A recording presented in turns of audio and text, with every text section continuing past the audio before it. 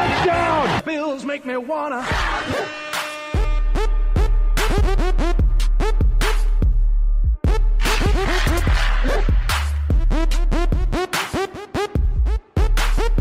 The Bills make me wanna.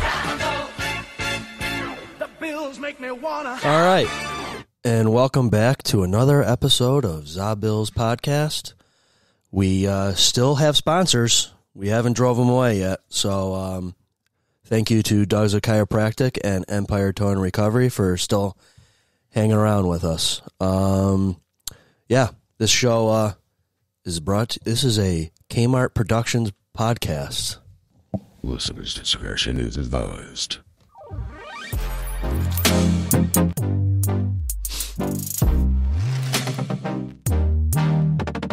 ZA Bills Podcast. All right. We are in episode number 7, week 6 of the Bills. And you heard that victory song in the beginning. That means the Bills won. Or did they lose? It had that vibe where they could have lost or should have lost. You felt better that they actually got out of the game with a win. Chalk it up to, a win is a win, regardless of how ugly it could be. But that might have been the ugliest game I've seen them play in maybe 3 seasons. Yeah, it's pretty bad. Yeah. Very bad. I take it back. Cincinnati still holds the play of the game. God. I apologize. Can you edit that part out? Because, sorry, I blacked that one out for a little bit. Are you talking about the Cincinnati game with Hamlin when they were getting throttled and got fortunately saved? No, I'm talking about the playoff one. The one where they absolutely didn't show up at home and it got destroyed by a much more superior team. Well, that was a very bad game. So today's podcast, episode number 7 of ZA Bills, I have Kellen with us, our pizza connoisseur. How's it going? And then I have good buddy Dennis. Hey. I've got good friend and neighbor Brendan. Hello. We have a guest here today, but he is He stepped out. Yeah, he stepped out. He stepped out for a minute. And we have Sean. Welcome back. Thank you. Welcome back, everyone else. Thanks for hanging out still. Okay, today's pizzas. Today's pizzas are Naked City on Delaware Avenue in Linden. Brendan, can you fill me in on a little history of who Naked City Pizza is? So from what I know, Naked City Pizza I had for the first time when I was in Las Vegas last year. I guess there are a couple Buffalo transplants living out in Vegas. They have, I believe it's a Bills backers bar and restaurant. I learned recently they were on Triple D, Drivers, Dive-Ins, and Dives. They didn't necessarily cover their pizza, I don't think. I only watched a couple of YouTube videos on it, but they had some homemade meatballs, and they do like a very special meatball pizza that they're all about out there, and some suicide fries with homemade crazy hot sauce featuring Frank's in there, blended up with some hot peppers and whatnot. But we had that when we were out there in Vegas last time because of their very good gluten-free pizzas, I guess. Oh, gluten-free. Chris, we should have got that for you tonight. Sorry about that. Yeah. I don't know if the Buffalo one has the gluten-free yet. I assume they do. But, so recently they opened. I think they opened up maybe 2 months ago or something like that. And I was happy to see that they opened up here because there's good pizza out there. But we'll find out. Yeah, we'll go around the octagon of pizza review to see what we all think. And the other pizza was Amherst Ale House. Naked City Pizza was half a sheet, one topping is $17 plus some tax. I ordered it yesterday online, so if people enjoy ordering ahead of time, scheduling it like myself to pay via credit card, and you don't have to worry about a friend paying for it if they were picking it up for you. Thank you, Sean. You're usually my pizza delivery guy. And then today I got informed from Brendan that they have a Tuesday special, $15 for half a sheet and one topping. And I went in and I asked, hey, I paid for this yesterday online. do I not get the Tuesday deal? And they said, oh, yeah, sorry, I can't do anything about that. You have to scroll further down next time when you order. And in my head, I go, if there's a next time. And then he tried to explain something, and I turned my back and walked out because I was slightly irritated that he didn't even entertain it. He at least could have gave us some free cookies like Wegmans did when they botched that up. Yeah, something. But, yeah, and Those cookies are good. yeah, so pictures will be on the Instagram, Bill's Podcast, and the YouTubes and the Facebook of my personal page if you're friends with us. And then it's a half sheet, which was squares. So let's see how geometry plays into tonight's taste factors. Amherst Ale House was about $30, so almost double of the Naked City, and those are triangles. And we'll get into this debate here. What are you doing? Give me this phone. I will say I do need to. I feel the need to talk up Amherst Ale House now after I just did Naked City. Amherst Ale House is up in, I believe it's East Amherst or the Gettsville area. Yeah, I've got 55 Cross Point Parkway, Gettsville, New York, 14068. Yes. Thanks. I've been up there quite a few times to Amherst Ale House. Not everybody knows they do pizza, but it is, we're going to find out how good it is. But they're well known for their Crown Royal barbecue wings on the pit. And then also fish fry. Right. Dynamite. It's much more than a fry. pizza place. Yeah. It's a full-blown restaurant. We've been there before, even though it's kind of off the beaten path for us. A very nice restaurant. Good sports bar. Very good place. Yeah. All right. Kellen, you know what? Let's do something different this week. Let's go counterclockwise around the octagon. Sean. Yeah, I'm going to do presentation, cook, and crust. And Hold on. Let me interrupt for a second. Did you see the pictures? Because a couple of you guys showed up a little late, so you missed the initials. So I don't know if you want to just glance real quick at the... I took a look. Both of them Okay. were again. This is going to be a repeat, but both Nickel City and Amherst Ale House, they did both a great job. I mean, it's an above average. Both pizzas were fantastic. Nickel City presentation, cook and crust. It's your pretty much status quo pizza. Looked good, smelled great, fantastic. A little bit of a thinner crust compared to what the Ale House had to offer. I awarded presentation to Nickel. Am I going through everything or Naked City? just Naked City? Give me three at a time. I'll give you 3 times. So I gave for presentation, cook, crust. Naked City got presentation. Amherst got the cook and the crust, a little bit thicker. Definitely a little bit more meat on that bone if you like a thicker crust from the Ale House. And that was my ranking. So far, Ale House is up 2-1. Hey, Chris, welcome to the table, the octagon of the pod. Yeah, nice of you to join us. Yeah, sorry about that. Can you talk into the microphone a little bit? Pull it closer. Yeah. I'm busy. Bye. Okay. All right. Thank you, though. All right. Brendan? Life happens. Yes, it does. I totally missed what we were doing. Are we talking just about Naked City or both? Or are you doing we're doing both at a time. All right, great start for me. Presentation, cook, and crust. Yeah. How's it look? How's it? Yeah. Okay, so presentation, cook, and crust. I would have to say both looked great. I like the pan cook on the Naked City, but also Amherst Ale House with the circular is your prototypical pizza. Nice slices, huge slices, actually. I got a gigantic slice. That was huge. I don't even think you finished it. Not yet. Still working on that bad boy. Really big slice. Tons of pepperoni on the, not to lean into the toppings, but it is presentation. So tons of pepperoni on the Amherst Ale House. A little more spaced out on the pepperoni on the Naked City, but both good pepperonis, I would say. For the cook, the char on the Amherst Ale House was a little bit more noticeable, but like I said, good presentation for both. Definitely a little longer cook, I would say, on the Amherst Ale House one. Definitely a little more well-done crust. So if you like a softer crust with a little bit of crunch, you go Naked City. If you like a more well-done one that stands up under its own, chutzpah, we'll say you would like Amherst. But Presentation, cook, and crust were pretty close for me. I guess I'd have to give it to Ale House on that one. All right. Denny. Yeah, so they were all pretty close, really. They were both very good pizzas, and I think the presentation, cook, and crust went to Amherst, and like the cup and char and all that just worked out pretty well. And of course, they were triangles, so that's the way to go. Okay, thank you. Here we go. The Pizza Professor, or Professor Pizza. For the presentation, I gave that to Amherst Ale House. My reason behind this is because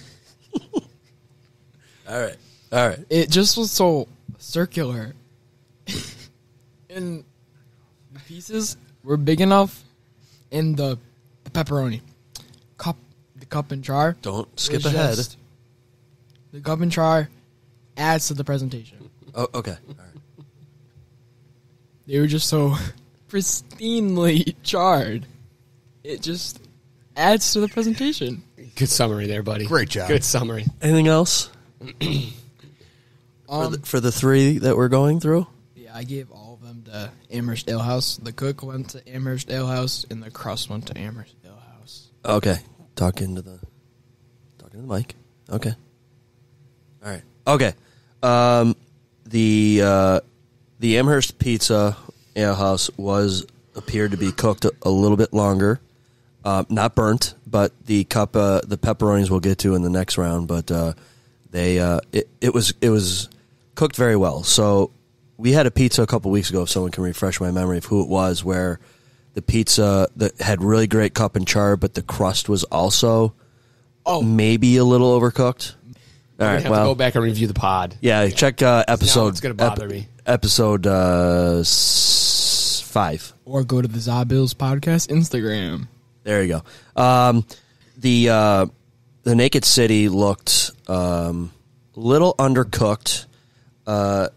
So Amherst was cooked pretty good. Looked more cooked. Naked City looked a little bit lighter on the cook time, and the Amherst pizza had crust where Naked City didn't really have a distinct crust, kind of like a French bread end or like a Bocce's crust on there.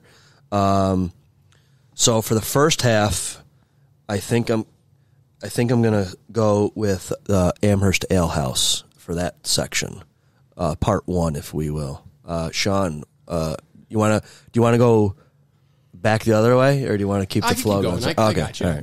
I'm going to go Naked City with the cheese. I thought their cheese was slightly better. I did enjoy their cheese. But from that point on, in terms of pizza quality, the Ale House took the sauce. They had a thick sauce to match their crust, and they also, I'm going to go out there on a limb and say they had the best pepperoni we've had in 7 podcasts so far. Whoa. I'm dropping that on Whoa. there. Wow, Pepperoni It was King. the first time Very that agree. I said there, and I said this caught my attention. So I put it out there. I wrote it down. Best pepperoni we've had in all the pizzas that we have sampled so far. So they're up 4-2, and I like to do value. And you said that Naked City was about half. About $20. If I got the Tuesday special, it would have been $15. About half, yeah. So it would have been half if I didn't screw that up. If you're calling an order the day of, it's 15, and I would give the value to Naked City, but it's still 4-3. Ale House takes the win in my book. Okay, there's one for that. Skip Chris. You still here, Chris? Hello. Okay. All right, Brendan. I also enjoyed the pepperoni from Ale House a little bit more than Naked City. Still good pepperoni on the Naked City.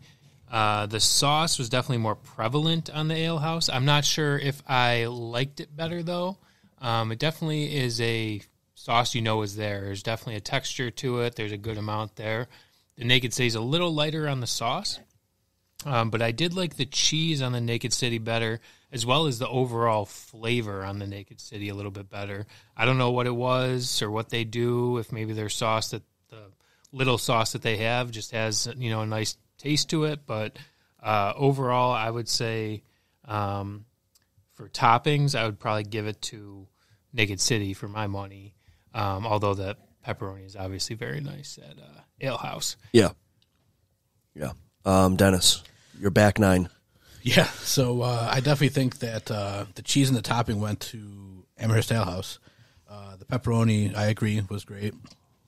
However, I thought the sauce was better at Naked City.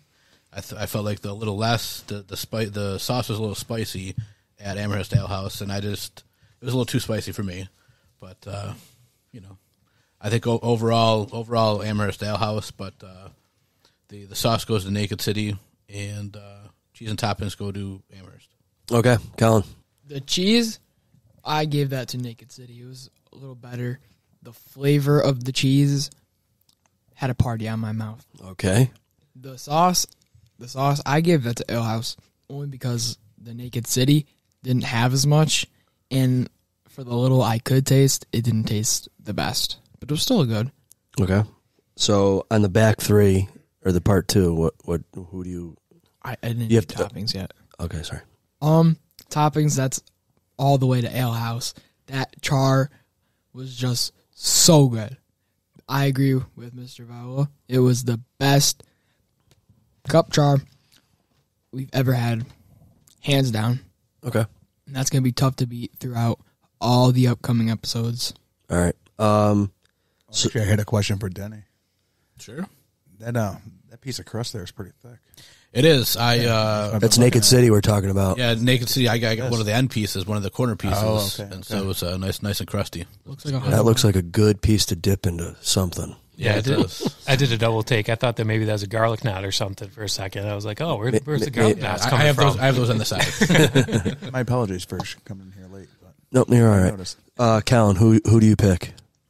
Amherst Ale House. All right. Dennis, who did you pick?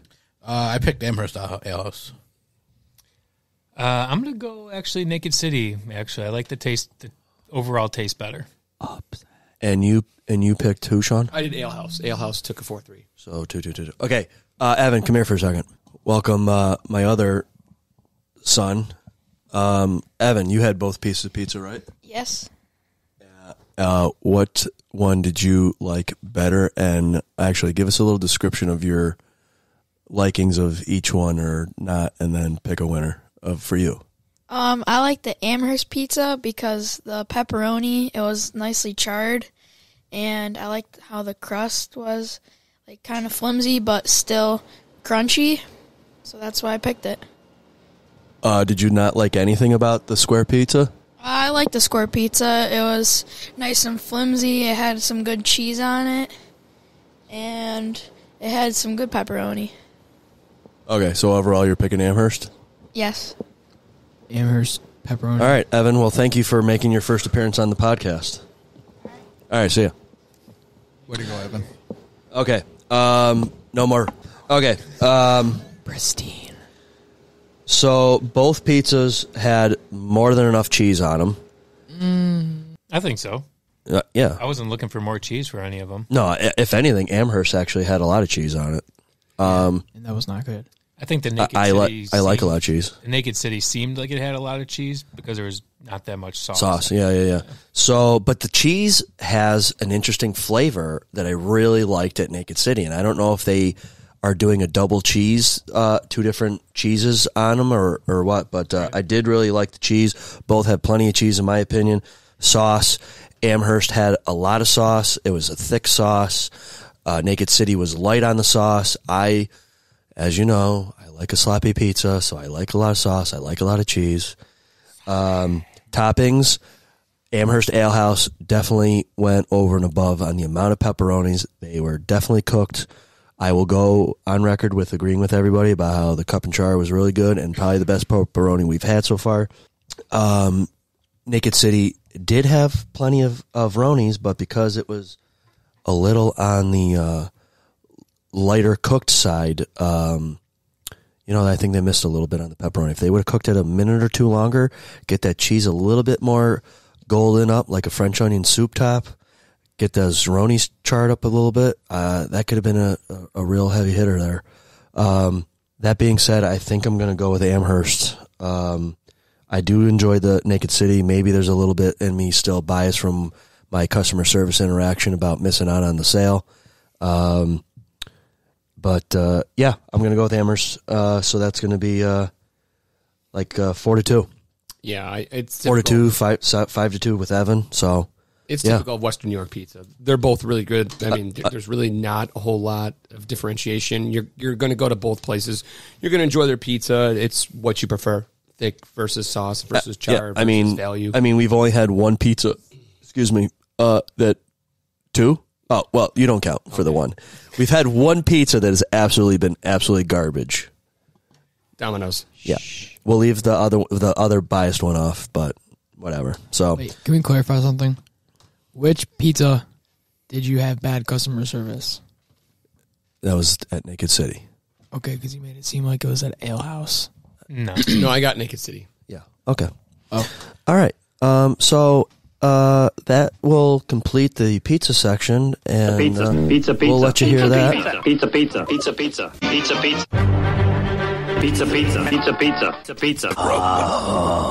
Pizza. All right. So so now let's get into what most of the people are here for: Bills talk. There it is. Oh boy, we're gonna get into it. Need a drink for this one. Yeah. Final score 14-6. 9. 14-9. There you go. So 14-9. Does anybody want to start us off with a hot take? I mean, they should have lost that game. It was embarrassing. We should have. We were, I think, 15-point favorites, 14. 15-point favorites. Yeah, and so I mean, rarely are you going to beat somebody by 15 points. I think, but we should have beat them by at least a touchdown. I feel like the backup quarterback was playing. The backup quarterback might be better than the actual quarterback for the Giants. What I don't understand is how Vegas is getting all these wrong. It's the fans that put the money down. So Vegas kind of goes where the fans go. Well, I think Vegas was probably astounded at our performance as well. I mean, the biggest point spread of the season so far, and you won by 5 points. We didn't even put up 15 points. You didn't even put up 15 points. You're correct. And every other game that we've played, minus the Jets, we've won by at least, 28 points? Correct. Averaging 34.5 points per game up into Jacksonville. So that guy came down a little bit after that lackluster game. Yeah, and to me, what really hurt about this game was going into it, the concern to me was the defense. We have pretty much all of our big injuries are on defense. The defense only allowed 9 points. Defense is a shining star still. If you tell me you only allow the Giants to have 9 points in this game, I say Sean's favorite guy, Kyle Allen, would have been coming out at halftime. Yeah. He almost got a first down. Yeah. He did come out positive halftime, yards though. for 2 plays. Yeah, he came out. He did. He definitely did. For a very bad reason. So Yeah. But my God, this offense. So you ruined the illustrious streak that we alluded to last week. So we've gone 54 games with a score by the half, which is now ruined. The offense just looks terrible, and I would have felt better about this game saying, okay, just chalk it up to, one of those games that just seems to happen every year. But now that seems to be 2 games in a row. And last week we said, oh, well, maybe the travel, had to do with that. Let's see what happens next week. We're in a good bounce back game against the Giants, who are terrible, and we didn't. And now you face New England next week, who you'd say, oh, they're terrible too, but I'm kind of concerned about this game now. I'm very concerned. Yeah. Because it's a divisional game. You never know what's going to happen. Okay, so let's go to what you just brought up, the London and traveling to England. Do you think that they still don't answer yet, because I'm going to play a sound clip that I stole off the internet. Do you think they are still jet lagged? And I would like for you to listen to this soundbite. I took this from the New Heights podcast with the Kelsey brothers. That screams London. 100%. Yeah, man. Jags play over there all the time, so they get a lot of love over there. And they found a way to get a win. Yeah. Found a way to get a win. Jags 25-20. Over the Bills. Stayed over in London after the game the week before against the Falcons. The Bills didn't get into London until Friday morning before the game. How much do you think this impacts the game? Nothing. At right? all. It's the same as us going to L.A. to go play the Rams last week. It's all, yeah. I think if you want to win a football game, it doesn't matter when or where the game's played. You're going to get up and get after it. You're going to fucking find a way to win the game. Excuse my language and my potty mouth. Add it to the scholarship fund. Here we go. There we go. You're going to find a way to dig deep. It doesn't matter if you're uncomfortable. It doesn't matter if you're, not feeling great. You want a little extra sleep. You're going to put all that aside and you're going to find a way to get a win. Now, the Bills, they got hit with some unfortunate injuries, and that's always disturbing, man. Because you never like to see guys go down, let alone great players, guys you respect, and things like that. Hopefully, those aren't season-ending injuries. I haven't seen anything on a lot of the diagnosis, but. That hurt. And when you have big time players and key players and starters go down like the Bills did, it's hard to win a football game, man. Let me tell you, in particular, their nose guard, Daquan Jones, has been having an unbelievable season. I know I played against him in Carolina and felt firsthand that this guy was a really, really good player, and he was having a breakout year. Really unfortunate to go down. Damn. So, I think there was another question, I think, is it weird that the Bills got in so late for this game? And I don't know if you feel the same way, but this seems to be the trend now. The trend when you're going far distance is to actually leave later to be affected. Don't let your less. body Like you get don't have enough accustomed to it. time to be affected by the time change. Mm-hmm. We left later to go to LA as well. It was our latest time arriving. We think we arrived 6:30 Pacific Standard Time. Is that the right name of that time zone? Anyways, no idea. Either way, that's definitely the sports science and the circadian rhythms seem to back leaving later on long trips for whatever reason. Yeah, so I'm with the Bills on that one. Well, that wraps it up and does it for Week 5 roundup. Okay. Any besides that being a little bit longer of a clip, but he gave us some love, so that's why I left it. Yeah, I'm going to take out this one because I'm listening to Travis Kelce, and that's a man who's won 2 Super Bowls. And that's he's not wrong. We want to find a reason why the Buffalo Bills lost. He shouldn't have, he should have. I stumbled last week trying to find out why the Bills lost. And, at the end of the day, he's absolutely right. You're a professional football player, highly compensated. You go out there and you win. That I'm not a big Kelce fan. I think it's more jealousy, but he's not wrong. That's a winner's mentality right there. And you can find fault and excuses all you want, but the name of the game is going to win the game. And you know what? Jacksonville did it and the Bills didn't. And he's right. And he's got 2 Super Bowl rings, and that's why he's right.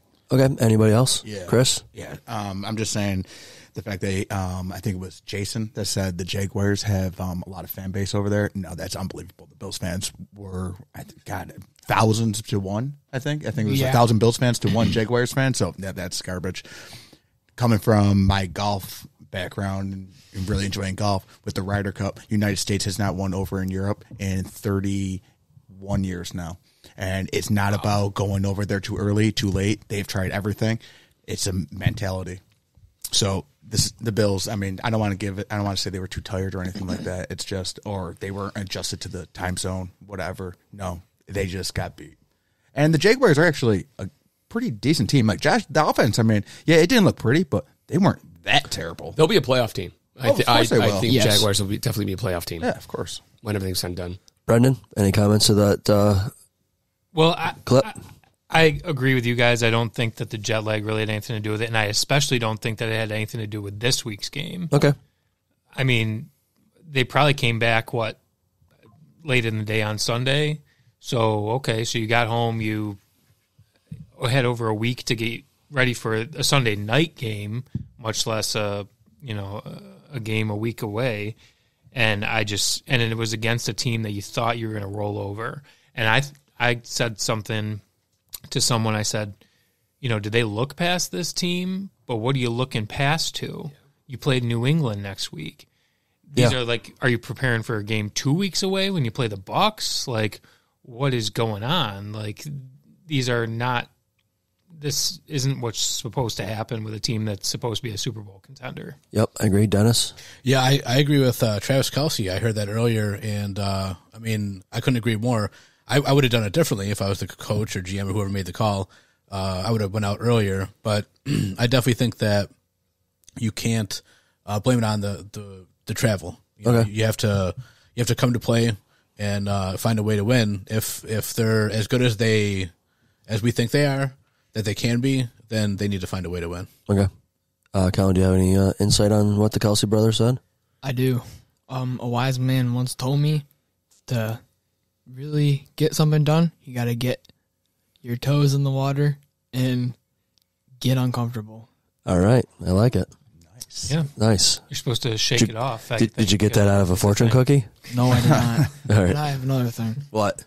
The Bills, they always do bad when there's lower expectations, and when there's higher expectations, they seem to do a little bit better. Like against Miami, Yep. they did pretty good. Yep. And they were supposedly to not do good. I think that's why everybody's confused is what we've watched the last 2 weeks when they went into Miami, who was the juggernaut, and we crushed them, and then you get this 2 performances in a row. So, okay, so Greg Rousseau's back. I'm not a fan on red jerseys. Didn't care for that. Elam is bleh. Ugh. He struggled. He's either too slow or he's just caught out of position. He's playing catch up, and then he's never turning around when a ball's in the air. I mean, a good cornerback is watching the wide receiver's eyes, let you know that the ball's almost there, and he's not doing anything. He needs to watch out because he's gonna be the guy targeted. They're just gonna have game plans for him, get a receiver on him, and throw the ball to that.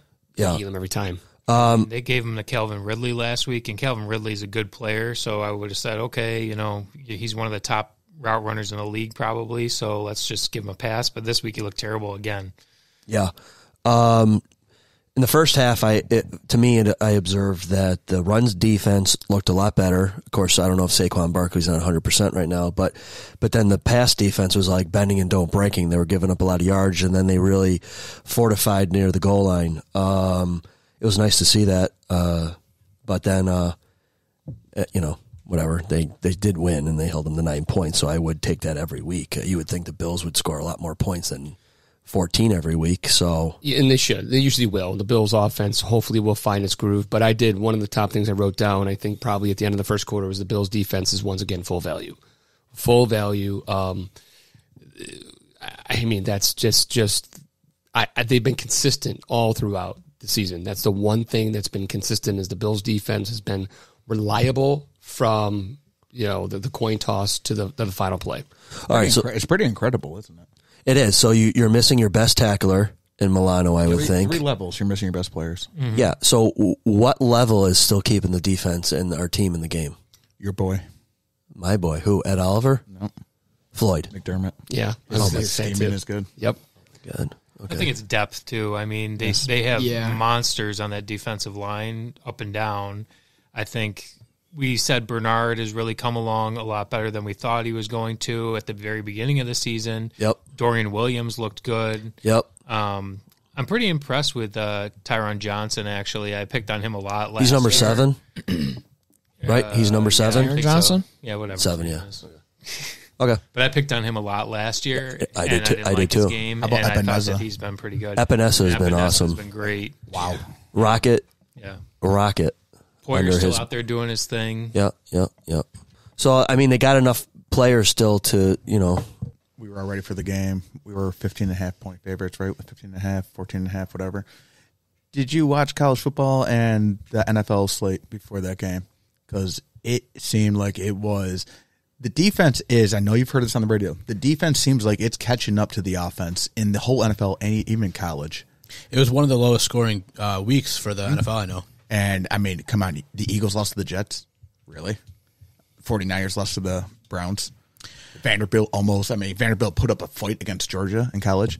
Yeah. So going into that Bills game, I was like, I'm not the most confident just knowing the trend that's going on. We missed a couple kicks. Tyler Bass missed a couple kicks. that was some bad bass. Other people did too. Like I know Elliott for Philadelphia missed, and then also it escapes me, but in San Francisco missed a kick too. So things like that kind of turn things around a little bit. Right, and I'll mention this because you know what, nobody was more jazzed up for that game than the Giants head coach, our former offensive coordinator, Gable. I mean, if there's anyone who's going to stop our offense, it was probably going to be him. He's got to know inside and out. He knows all the players. He knows our depth. If there was one secret weapon the Giants brought to the table, it's the fact that they know the the Bills offense as good as there's probably no one they'll face who has the Bills offense down pat like the Giants did. We squeaked out a win. It was ugly, but at the end of the day, you know what? They don't ask you how you got there. They just ask you how many you have. You see the handshake at the end of the game? I did not. It was cute. It was like 11:30 at night. These Sunday night games are I was half killers. asleep when you got left. And you know what? As soon as that play was called incomplete, I flew out of this house as fast as I could. So no offense, Kyle. I saw it yesterday. And, I was asleep and I heard you. It was just a real quick little tap on the hands, move ways, and then Dable went to Allen and just gave me a huge hug, and that was it. Yeah, they're still apparently really close, I hear. Dable and Allen. Did Dorsey was on the coaching staff, correct? When Dable was still here, he was the quarterback coach, correct? Yep. Okay, so that could play into a little bit why they played us so well. Well, I think that you would hope that the Buffalo coaches would know that. Yeah. You know, Daboll has been here for years, and he knows us better than anybody else. So why not do some things out of the ordinary a little bit? And especially on offense, I feel like most of our injuries are on defense. Yeah. So on offense, I think we were missing Dalton Kincaid, which you can do a lot without him. Mm-hmm. So I felt like we should have maybe thrown something new in there. Well, I wonder if they were trying to do something different and it was not working. And the thing that I noticed too, you really can't run anything when the entire defensive line is in the backfield after a second. That O-line, that's the worst game that they played the entire year. But props to Josh. We didn't have a single sack that game, I saw, which I was very surprised about. That is shocking. Yeah. I did not realize that. Yeah. And we didn't get any sack. How many times did we sack Tyrod? Any? We had 3. 3. I believe we had 3 sacks. Okay. So because I was going to say both good. quarterbacks looked equally uncomfortable in their pockets. Yeah, but I will say Tyrod Taylor had a comfort of an underdog quarterback, a backup quarterback. He was dropping dimes on the sidelines. He looked good. Like, he looked relaxed. He looked like a veteran quarterback who was ho-hum, no nerves, kind of cool and collective. I was impressed with his game overall. It's just, again, the Giants are who they are. Barkley's coming off an injury. Their run game was really suspect. The Bills' defense was shutting them down. But I thought overall he had, outside of that, I'm sure we'll bring it up eventually, but that last play to end the second half is a game changer for the Giants. Absolutely. They gave the Buffalo Bills 3 points. The Bills' defense took 3 points off the board right there and then with that run stuff. Yeah. I wanted to blame Dorsey more than anything for that game. I think I'm getting sick of him. But once again, I watched the All-22. Josh has some serious trust issues with everybody else. Mm-hmm. I mean, I love Allen to Diggs. Yeah, it's going to work all the time. But it's getting a little ridiculous when he's triple covered and he's thrown into him, and then you see Shakir just running across the field wide open. There's something mentally not clicking that Allen trusts. I wrote down, refuse to integrate other players. Yeah, that's the number one Achilles heel of the offense. I was thinking the same exact thing. Like, Diggs is great, 10 for 100. I think fourth game in a row he had 100 or more yards, which is great to see. But somebody else has got to step up, and so other people are open. Like, I didn't see the All-22, but I saw that there was different plays where different people were open that could have gotten the ball. So it's great that they have that connection, but sometimes you got to go other places. How much do you think the shoulder is playing into this? Because it looked like his. Is that coming up later? No. Sean's leaving. He has to show off his Halloween house. I do. I have to dose in my own house because I have family coming over to look at all the Halloween animatronics. Do you want us to give us your house address out Not so at people all. can go see it? We're good. We're comfortable keeping the block We'll nice put it and quiet. We'll put it on the pod. By all means, no pod necessary. Instagram. All right, boys, let's close this up. We're going to follow Sean, all right? Sean, you got any other heavy hitter things before you leave right now? Not really. I'll just say that everyone was concerned about Josh Allen's shoulder. He took a couple of licks, no sacks, but he's still a young guy. He kind of bounced back. Until we find out anything, I thought he looked fine. I thought he looked good. All right, I'll ask you this question before you leave real quick. Do you think the coaches have a leash on Josh Allen?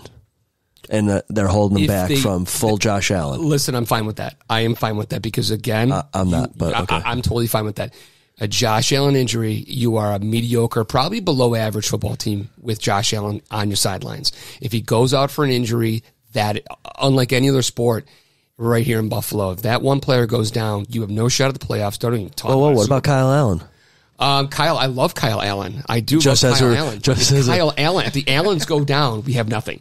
Where if the season's over, forget it. Just forfeit. Go for the draft pick. But I'm all seriously. I love how he's playing. We talked about it the first week. If Josh Allen's taking over a game, it's a dangerous game we're playing. If he's can preserve for the playoffs, if he's healthy for the playoffs, we have a better chance of going deeper in the playoffs. I think his X factor disappeared right now. I like him over the line of scrimmage. You know he what, plays better when he's running and getting I'm gonna hit. Pull a Stevie Eiserman quote for you for those hockey fans out there. Stevie Eiserman was a 90-point, 100-point offensive juggernaut. And then Scotty Bowman taught him how to play defense, and 3 Stanley Cups later. Because he wanted to win he was championships. champion. So, you know what? I think Josh has shown what he's capable of.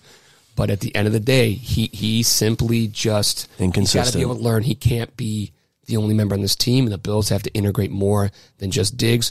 Love to Diggs. He's been full value again, full money, but they've got to spread out the wealth. They've got to use these tools they have. It can't be the Allen Diggs show.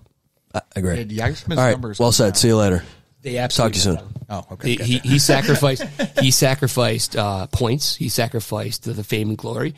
But at the end of the day, he was a captain of 3 Stanley Cup teams, and I think that's at the end of the day what we want. Oh, no, here. totally got you. Before anyone I else. wasn't sure. You know what? I tell you what. I think we already found out what we're doing in the offseason. We're going to do chicken wing reviews and hockey talk. And tennis. All right, see ya. I owe you an ice cream cone. All right. So that being said, All right, who else wants to say something about him being on a leash? Chris? Yeah, he's on a leash. What else do you want me to say? I You mean, you like it or don't like it? I disagree with Sean. I think he plays better when he's somewhat does play reckless. better. I like He how does. I like when he has green grass in front of him and he frickin' takes off. I love that. I don't want Josh Allen on designed counter run plays all the time to pick up some yardage. I don't like. What I don't like is that during the Jets game and then during the Raiders game, during the Jets game, he jumped in midair, 7 yards away from the first down. Yeah, and then that's in the Raiders unnecessary. game did the same thing. Don't be dumb like that. That's the thing that drives me That nuts. I don't like. So that's what drives me nuts. It's like, that's why they're trying to hold him back against himself. Yep. But then he gets timid and he's like, "Well, I don't want to run because I'm going to get yelled at." It's like, no, Josh, you're not a smart individual when it comes to competitive attitude and, in the moment.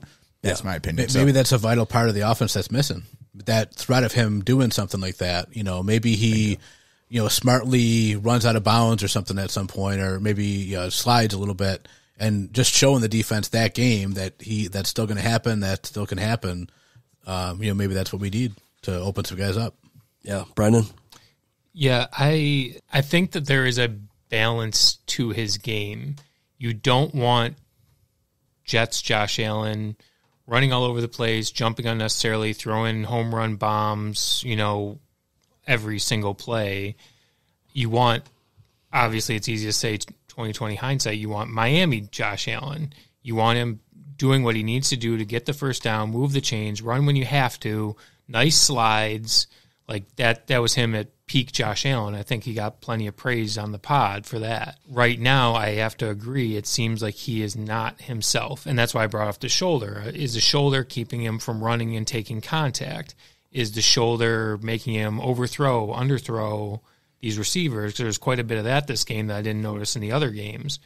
I mean, even when he wasn't, the greatest player out there this year, at least he's had good completion percentages. And I thought that this week he didn't have it. I didn't think the throws were that great. When did he get hurt?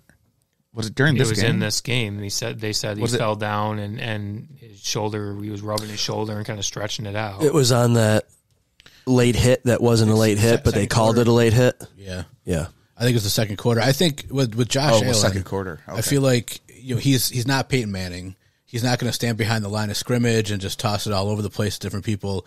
He's more Fran Tarkenton than he is Peyton Manning. He plays better when he's rolling out and under pressure, and but he's not great. Fran Tarkenton.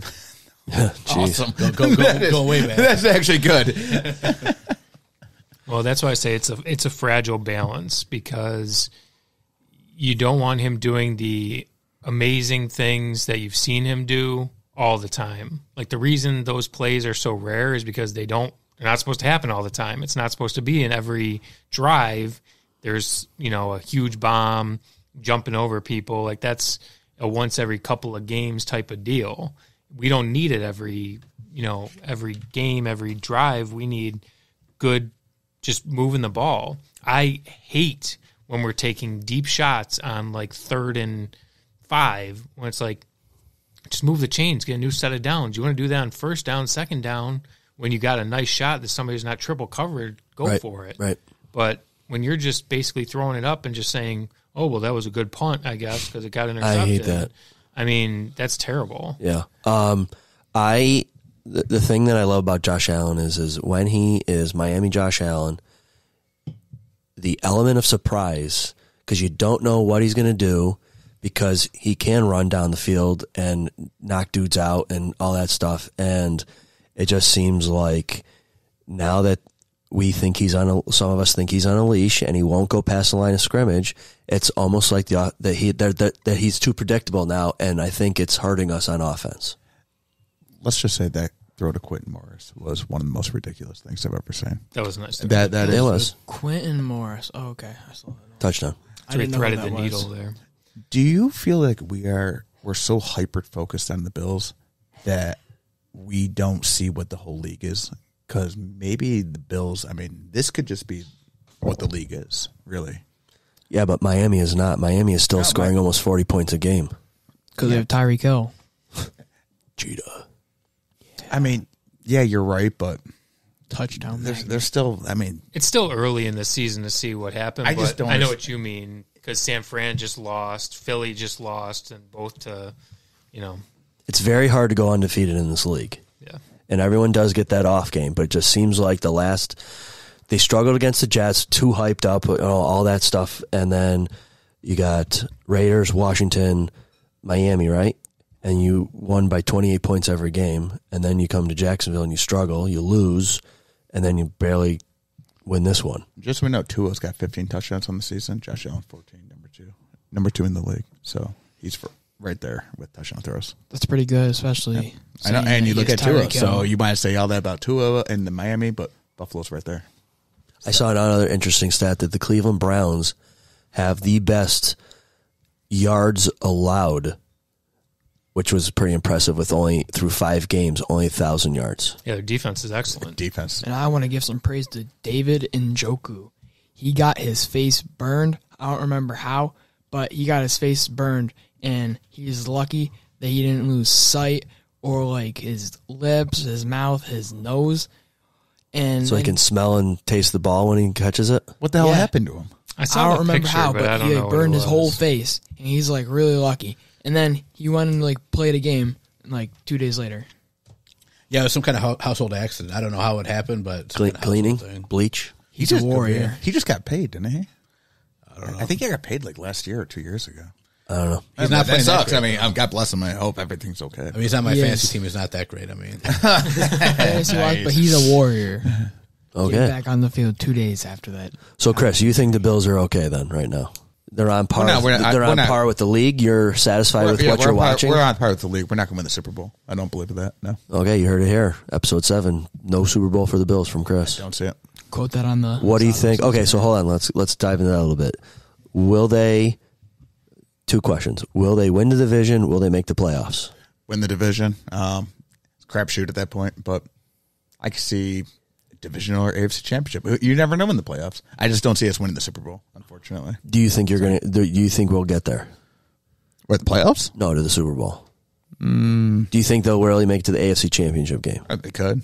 They could. Okay. There's no way I'm going to give a hot take saying, "Oh yeah, we're going to the Super Bowl." No, no. I do have a Raiders fan. I have a Raiders fan, a Jets fan, and that's about it. And they said that their pick for the Super Bowl is still the Niners and Bills, and that's what they're saying. Well, they're going with the And Steve both of them. Berman. Oh, I know, but I mean, not a bad pick. I mean, look at the Niners. I mean, Niners are phenomenal. Apparently, I heard it with the Niners though. McCaffrey, Debo, yeah, they're okay. Brock Purdy. And- They're Oh no, they're okay. So it's not like any kind of season, any injury. They both got hurt during the game. Yeah, I mean, let's be honest. What do a lot of great teams have throughout the season? As John likes to say, the theme, right, is I think would be consistency. Oh, I was gonna say good running backs. The whole roller coaster thing. I don't want to do with that. What did you say? I was gonna say like good running backs. We have a great running back.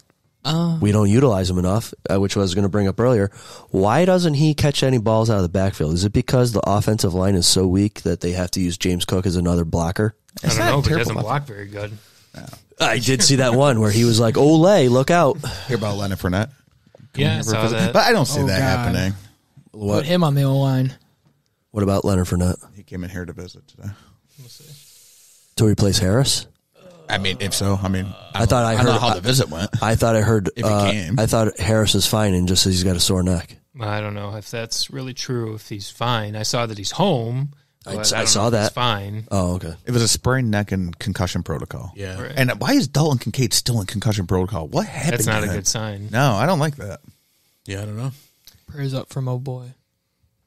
Okay. Who's your boy? Kincaid. Okay.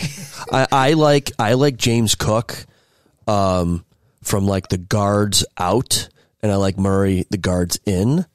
I would love Goal line back. to see James Cook play like Thurman Thomas used to play, where he'd come out of the backfield, catch swing balls, dump off, security thing. It just I don't. I think As a Hall of Famer.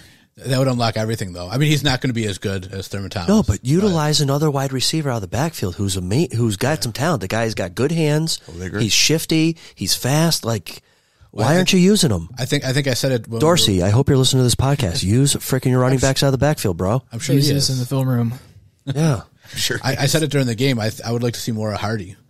Or Hardy or Little Shakir. things coming out, and I think you gotta show him a little something else besides Allen and Diggs, because that's eventually they're gonna, like Belichick next week. He's gonna take Diggs away. I guarantee it. He's going to try. We do realize how bad the Patriots are. And watch them have our number. But They just got in the red zone for the first time in 30 drives last week. They are. Pull up, who's got their phone? But- Denny. Go on and see if they've already got Vegas odds for Bills Patriots. 8.5 points. and also Go ahead. No. check if Christian Gonzalez is still injured, because he's the one he was locking up Tyreek Hill. I think he's on. Picked I him think he's up on twice. What team is this guy on? Patriots. Okay. They put him he's on good. Diggs. He's a great rookie. He is good, but I think he's on the IR. Yeah, he is at IR. He's That's hurt. good for us. I knew Kellen had something good to say. Thank you. Attaboy. But I'll say, if you would have asked me which team I was more worried about, the Giants or the Patriots, I would have said the Patriots. I think that they're both terrible teams, but Belichick always, well, not always, I could say, obviously we've played the Patriots a lot better since They've we've had our Josh number. Allen and they Yeah. don't have Tom Brady. Yeah. But Belichick's, he's going to come up with a good defensive plan. And if your only offense is Diggs, then yeah, he's going to be able to Easy to take away. him out. Speaking of the Patriots, I got a question for you boys. Sean reads the Boston Herald or the Globe or whatever their newspaper is, and apparently Belichick's on the hot seat out there. If he were to become available, No, Just stop. who would bring him on the staff here? Absolutely not. Nobody. And so Let's put our hatred off to the side here for a second. Let's talk about bringing in what is he, a 7-time Super Bowl winning coach? Guy's like 75, dude. Doesn't matter. Do you think he would be downgraded to like a defensive coordinator? No, I would talk about him replacing Sean McDermott. Oh, no way. No. So I was I know you kind of don't ready like for McDermott, this. but there's no He's way only I think looking so. for a couple wins to get the record. That's all he's looking for. Yeah. It's not going to happen. I feel like So- the team wouldn't like him. I that's one of my points actually, is how he coaches. I feel like it's very off-putting for a lot of people. I think that some people will like it, but most people won't. I also think that he's not the same coach without Tom Brady. I think he's 81 and 95 since Tom Brady left. And I also think that like the players not liking him, that creates like listlessness, and the players kind of tend to revolt. Like if you've heard some comments from Mac Jones, I mean, he hasn't come out like against Bill Belichick, but they don't sound like they're friends. Okay. And this is not good. He's also a cheater. Just want to put that out there. True. He paid fines. Hey, He's a cheater. Hey, if you ain't cheating, you ain't trying. Exactly. Well, I'm not a big fan of that. It is evident throughout his career that it was only New England when he won everything. Yeah, he won a Super Bowl as a defensive coordinator with the Giants against the Bills in Super Bowl 25. That's cute. That's awesome. He had Bill Parcells, but I mean, yeah, you were a genius. Really, Marvel, you really screwed that one up. But he was nothing. He went Jets, Browns, nothing, and then Patriots, Tom Brady, great. now Tom Brady. So you're telling me that Tom Brady is Tom Brady's is the greatest quarterback to ever play the game. No, I don't. Key. I don't disagree with that. I'm just saying that you'd say that Bill Belichick was successful because of Tom Brady. Tom Brady wasn't successful because of Bill Belichick. Correct. Yes, I do. I think they're proving it right now. Okay, Like Brady I'm just hosting a show here. Well, and Tom Brady just won a Super Bowl with Tampa. Bay. Right. Okay. Yeah, All right. he wins another Super Bowl with another coach, another city, another team, and Bill Belichick hasn't done anything except for lose. Okay. So, and they did make the playoffs a few years ago, and they got whooped by the Bills. One of the best games ever by the Bills, I think. Perfect game. Yeah. Okay, so let me ask you this then. Pertaining to our two coaches, what situation do we have to be put in that you have to let Dorsey go and or McDermott? It's not happening. If they don't, if neither one, if they don't make the playoffs this year, is McDermott on the hot seat? Yes. If they don't make the playoffs, yes. But he won't be fired this year. Dorsey will be put on the hot seat. It's not going to happen, man. We're making See, the playoffs. I'm not a big fan of McDermott either, but I would never do Bill Belichick. Okay, listen. That was something interesting that Boston wants him out, and if he became available, I bet you there'd be teams that would grab him up. I'm sure there would be. Chargers. That would be a dangerous place to put him. Yeah. I actually think McDermott's pretty safe. I mean, I think that the organization likes him as a whole. I think that defensively he's doing an excellent job. If anybody's going to be in the hot seat, it'll just be Dorsey. He's safe.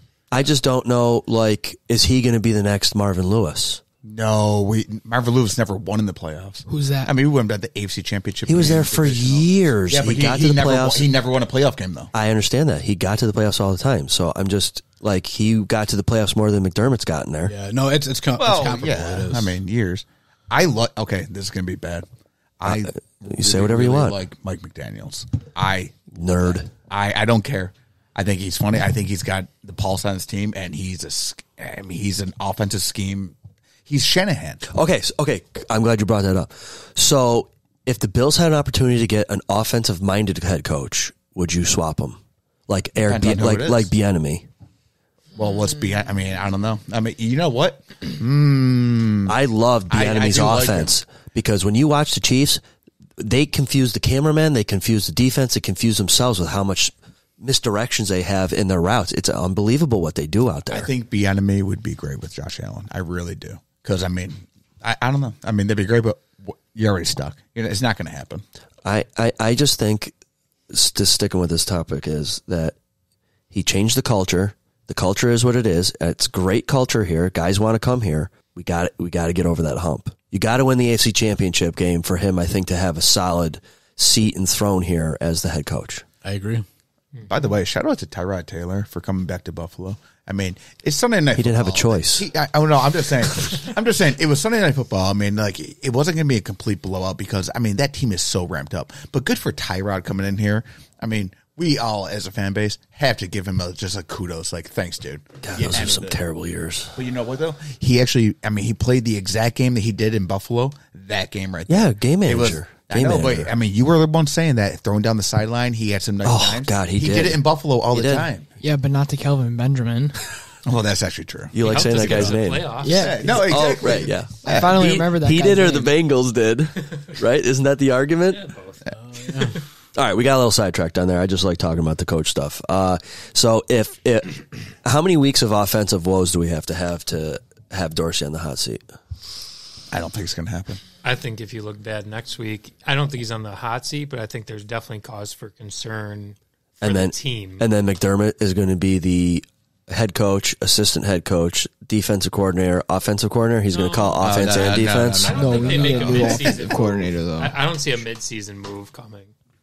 No, have the Bills ever done a mid-season coaching move? No. Rick Dennison. Well, not mid-season, but beginning of the season. It's with Tyrod Taylor, right? Yeah, Tyrod. Didn't they fire Rick Dennison right off the bat in week 2? Or Greg Roman? Greg Roman might have got fired right Greg after. Roman, yeah. I think we're digging deep into Bills history. Yeah, I think we had another game where we wore the all red jerseys against the Jets on a Thursday night. It's the colorblind game. I think that was Rex Ryan. Yeah, I think he got fired. Roman got fired after that. Who scored the first touchdown for the Bills that game? It was a bomb. Marquise Goodwin. There you go. Yeah, Dennis. He is the Bills historian here. That's right. Wow. Okay. Well, I'd like to go deep with you. That sounded terrible. We'll do. We can do that off the air. Okay, so we got Belichick off the list here. I was just curious what you guys thought. I don't know if I don't know. I just got to see something from McDermott to change my mind on that he's the guy. Yeah, I think speaking to your hot seat thing with Dorsey, I think right now, to be honest, like I'm worried. Like I'm very worried about the Patriots game. I feel like they're going to take Diggs away, and then Another trap game. Yeah, like we've talked about, like nobody else catches passes except for Diggs, except for like one or two here or there. But like even like Gabe Davis, he catches a great pass, great catch. Then he drops it when it's between the numbers. So like I feel like Knox does the same thing. Yeah. Yeah, I think easily closed out with Knox catching that ball, and it was not uncatchable. It wasn't the best throw. He definitely had two. What is it? What do they say in the NFL? If you have two hands on it, it should be a catch. He had two hands on it. If your finger touches the ball, you should catch the ball. A finger. Oh yeah. And then I had All right, excellent. All right, sorry, folks. No, excellent. All right, so a finger should be a catch. That's always what I've been told. I mean, a finger. Yeah, okay. my buddies and I, and during your buddies and fingers. I'll give you a little finger. Okay. Yeah. I mean, that would have been a huge catch for him because that would have, and then he dropped that shit. I think it's a different game that we're talking about. If he catches it, then we run out the clock, and we don't. I think a lot of things look a lot better. Bass doesn't miss it. There's two. Yeah. Okay. So talking about a catch, Davis catches that ball, makes a move. I swear his knee was down when that ball came out. They went to a long commercial break. They never showed it again, and the Giants had the ball. I know, Brendan, you said you thought that was a fumble. Chris, what do you think of that play? Oh, fumble. Okay, never mind. I must have seen something else then. But you know what? I mean, they deserve to have the fumble. I mean, if you're going to fumble it there anyways, I mean, I don't care if your knee's down. Like I would have liked to seen another replay at least. I would have seen another replay. Yeah. I think if it was close enough, the referee calls it a fumble. I mean, you have to get so specific. Cut it. He fumbled. He screwed up. I think McDermott challenges it if it's actually that close. I've seen him challenge worse. Yeah, he's going to lose. I've seen him challenge worse. True. Okay. And we got Sabres game here soon, boys. So I gotta kind of get out of here soon. What? Never mind. No. I'm Save just that saying for that. I might have Saves. to. I might have to get out of Saves. here soon. Okay. All right. One thing I do want to ask the group, what do you think about the way that Josh Allen reacts after bad things happen? I see him sitting on the bench just looking like sorry for himself. Ooh, and I'm getting queued up here. Okay, continue, and then I got another soundbite that I want you guys to react on. He doesn't seem like the rah-rah type of guy that'll go down his line and say, guys, that's on me. Let's go. Let's get the next one. He doesn't seem like that type. He kind of seems like he's sitting on the bench, maybe looking at the tablet, maybe just sulking. Like, I haven't liked that the past 2 weeks. I haven't liked it either. I think that Diggs kind of is the guy to do it. Right. Okay, hold on. Now listen to this and give me a reaction. But with us. Okay, do you really think we need 47 photos of fun dinner and ham? Yes. No. Do you have any issue with Diggs' sideline behavior? I do. Because he keeps saying his quarterback has his back. This is Shannon Sharp. Because here's the thing. He said, I'm tired of people asking about it. Why? Well, so why do you keep doing it? This comes off your cryptic tweet that you had last year when you lost in the playoffs. So Gabe Davis. So what if Gabe Davis is slamming his tablet? And Dawson Knox is slamming his tablet? And everybody's slamming their tablet because they're not getting the ball. Then what? Stephon Diggs, other guys are out at practice, practicing just as hard as you are. What makes you think? I do believe that Stephon Diggs wants to win, but Stephon Diggs wants to win with his numbers. That's what Stephon Diggs wants. I've never liked anybody. I don't care if it was Tom Brady, I called it out. When it was T.O., I called it out. I don't like that type of behavior because you're showing up your quarterback. And I believe that whatever problems that we might have, I can wait until I get into the locker room. I'm like, bro, you need to get me that. Hey, I was open on this, I did this. But to show up in front of 80,000 in attendance and the millions of people that's watching on television, that is unacceptable behavior. And Stephon, I kind of played the game, and I was okay too. So, no, I don't agree with that behavior, bro. Okay. See, I agree with what he's saying. I'm 50-50 on what he said. Yeah, I agree with what he said, but it's different. Like last year, the Bengals game, outrageous. Like it never should have happened the way that it happened. But I feel like the way that Diggs is now on the sidelines is a little different. Like you can tell he's more. He's still kind of losing it a little bit, but he's more positive. He's talking a little bit more. Whereas last time he was kind of just waving his arms and like asking why he wasn't getting the ball. And I think it's a little bit different. I think it's more constructive to a degree. See, I don't think he's waving for the ball more. I think he's saying, what is going on in our offense? That is what I think. I don't think he's that greedy. He really does want to win. I understand that. I mean, he's going back there and been like, Josh, what the hell are you doing? But what is everyone else doing too? Yeah. That is just, in my opinion, I think, yeah, he's frustrated. Look what Josh even said about in the Jacksonville game. He was pissed that he didn't look at Josh Allen, though, too. He's like, oh, God, is he mad at me? And it's like, oh, my God, you have that much fear because the media is putting that into your head over and over and over. Diggs is mad at Allen. No, dude. It's just Diggs wants to win. He's a competitor. He's pissed at himself. Yes, he can be pissed at Josh. Have you ever played sport? I mean, you played football, didn't you? Yep. Have you ever been mad at a teammate because they screwed up? Oh, yeah. Happens. Yep. And you're high profile, and you're on camera all the time, and it's a big game. Yep. I don't think he's showing up Josh when he does that. I don't either. I really don't. I think that he, like you guys said, I think he wants to win. It's not a consistent issue with him, I don't think. I mean, like you said, he seems to be the one who is juicing everybody up. And if it's not going to be him, it's not going to be Josh. We've seen that. He's not doing it. So who's going to do it? So show that emotion. I don't care. Go out there and score 100 points. And that comment by Sharp about like, oh, he's trying to win with his stats or whatever, that's bullshit. Like, he wants to win. Like, the past 2-3 years in the playoffs, like, he's been really disappointed. And you can tell. Reed Ferguson, get out there, buddy. Really motivate everyone. The long snapper? Yeah, hell yeah. No, isn't he a magician, too? No. That was the older one. I wish he was a magician. Oh, who was the magician? You know this. There's a guy remember it, but I don't remember. Yeah. Oh, it's long. Oh. I could see Diggs wanting the ball more, but if that's true, he has nothing really to complain about because he's getting the ball a ton. I was just gonna say that. And then in Josh, like you said, he's throwing those deep balls in the triple coverage, and then he comes over the sideline like, oh well, I punted it. Like he's not showing as much emotion as I'd like to see him. Like it seems like he doesn't care as much that happened. Somebody was telling me that they think Josh is in his own head right now because he's, dating that famous girlfriend or something like that, you know? I'm not. He's more famous than her. Who? Was that Bill? No, it wasn't Bill. It was somebody else. I'm not going that direction. He's more famous than her. He does seem like he's in his own head. I don't know if it's because he's... I mean, thank God we don't have another Swiftie on the team. You know, I wouldn't want a Travis Kelce and Swift action going on here. Yeah. That would be a distraction. Yeah, the NFL loves it.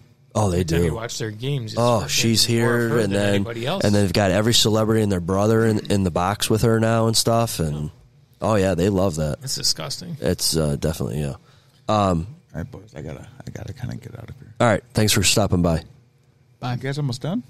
We'll see how it goes. Got some things. We don't force anything. All right, that's been good. All right, go Bills. Go Bills. Hey, give me a prediction for the Bills Pats before you leave. 27-9.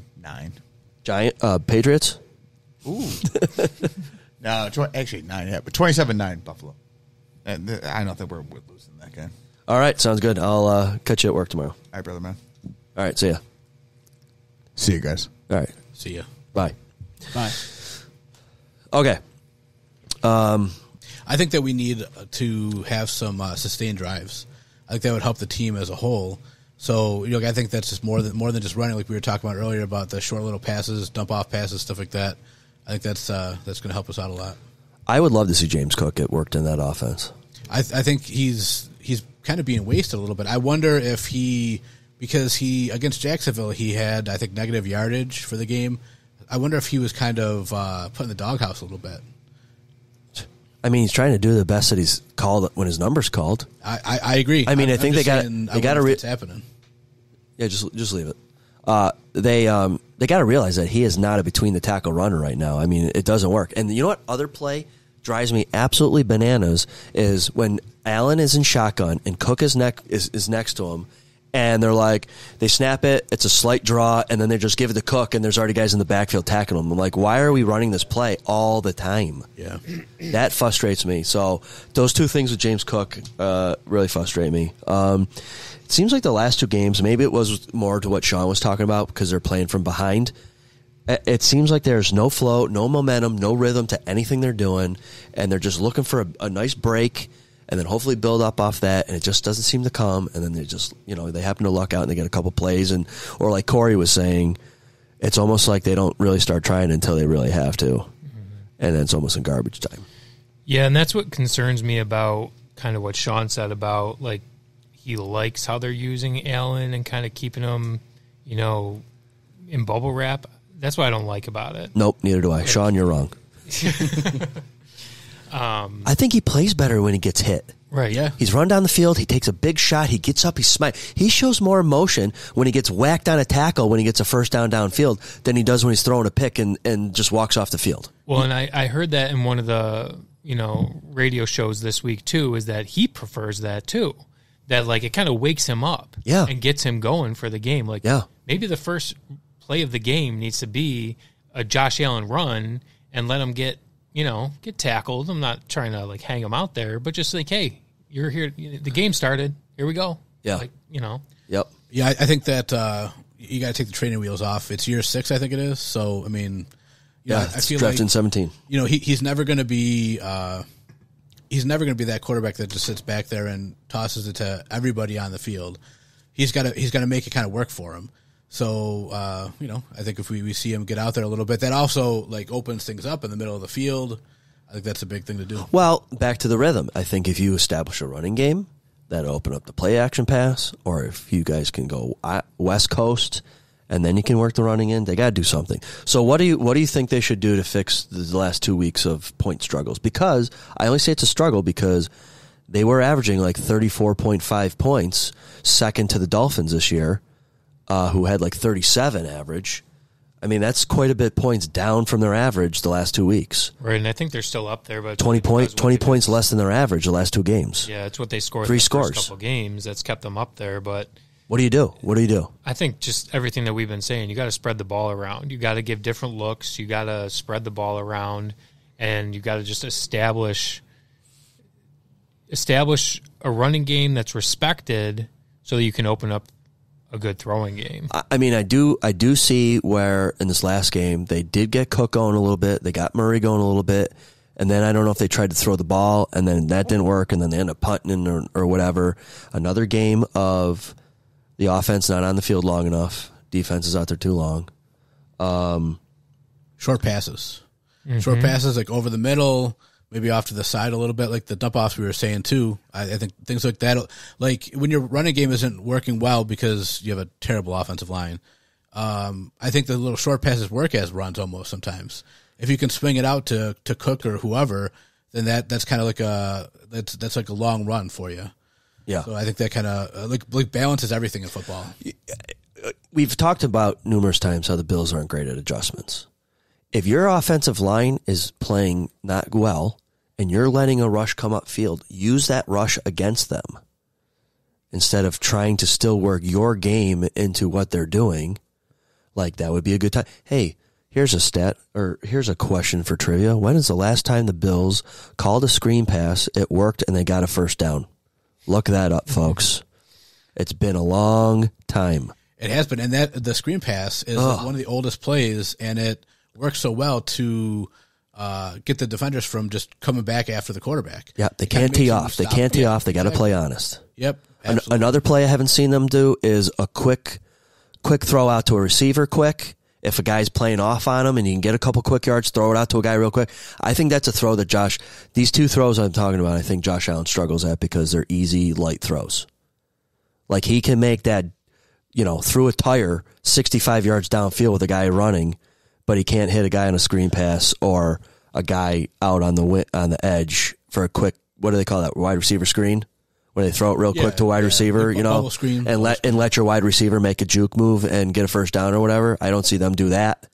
Yeah, I think he a lot gets, of long developing plays. Yeah, so I think that he gets the yips a lot. Like the Dawson Knox played at the end of the game where it wasn't a well thrown ball. He should have caught it. He didn't. I think stuff like that he struggles with because it's right there. Like you can see it happening. But that he throws the touchdown pass to Quentin Morris. It's an amazing throw. Yeah. So I don't know. All right, back to Diggs, Brendan. You mentioned that he should start spreading the ball around. If Diggs is always open, is there a reason to spread the ball around? Well, I think the fact is he's not always open. Like, yeah, okay, so he's been there. I will say, like, so you think he's forcing a lot of balls too to Diggs? Yeah. Okay. It's both, I guess, because there are some where it's like Diggs gets himself open, like he's a great route runner. Yep. And he gets himself open, and he's probably your number one read, and that's why he's looking to him. And if he thinks he can make the throw, he does. But I forget if it was Chris who said it. Yeah, in the all 22, like other people are open too, and if Diggs isn't there, take a look around, especially if it's these situations where we're 3rd and 5. You don't have to throw to Diggs 25 yards down the field if you got, Sherfield or whoever who's like can get you the first down, take it. Move on to the next set of downs. So Diggs is probably Josh Allen's confidence hot read. Oh, yeah. Because maybe he doesn't have the relationship and the rhythm with other guys. Maybe that's his safety valve. No matter where he is, he knows where he's approximately going to be. And because he's always under pressure the last couple of games because the offensive line can't hold a block for 3 to 4 seconds, which is a long time to hold on a defensive lineman in the NFL these days because everybody's so fast and good because they don't have quick-hitting routes. That's the other thing. Like, why aren't they doing these 2-step drops? Whoosh, toss it out there. I mean, the guy's got a cannon. Oh, Kellen, you're here? Yeah. Okay. Well, I think it's because that's one of the Bills' strengths is deep passes. Strengths, I'd like to see the percentage of completion when he's been throwing them downfield. I did see a stat, though, that Diggs and Davis are the Bills are the only team with 2 wide receivers with, 15 catches apiece for over 20-plus yards. I would like to see the interception numbers on that. I mean, he hasn't had that many this year, has he? Well, that's only when he, does it unnecessarily. Which he needs to stop doing. There's some games where he was like Tom Brady, could see that it was going nowhere, dumps the ball in the dirt, throws it out of bounds. Lately, he is not doing that again. It's like he's got 15 levels to him, and none of them are all lining up at the same time. Mm-hmm. He's thinking too much. You just got to play. If that means that he runs it up the middle for 4 yards, then I mean we're all going to hold our breath, but that's what's got to happen. I feel like that's what you get with Josh Allen. Like you can't have him in bubble wrap. Like he's not the quarterback that's going to just sit back there. He's a big dude. He's not going to get hurt. Exactly. That's exactly it. I don't know. I did hear from, I believe Scott, who was here last week, said that he heard a report that the shoulder's fine. Yeah, last I heard it was day-to-day, which is better than, questionable or anything like that. So yeah, I heard X-rays were negative, I heard. Yeah, so. Well, that's good. That's good. All right, so we still have a subpar offensive line. We've got a D-line who's playing pretty well, who's getting pressure. We're always a finger away from a sack, right? Rousseau comes back. I was hoping for big things this year. Floyd seems to be working out pretty well. Epinesa has that. I think he's leaped a year ahead of where he probably should be in terms of he's tracking the same as Rousseau. Was Epinesa a year after Rousseau or the same draft?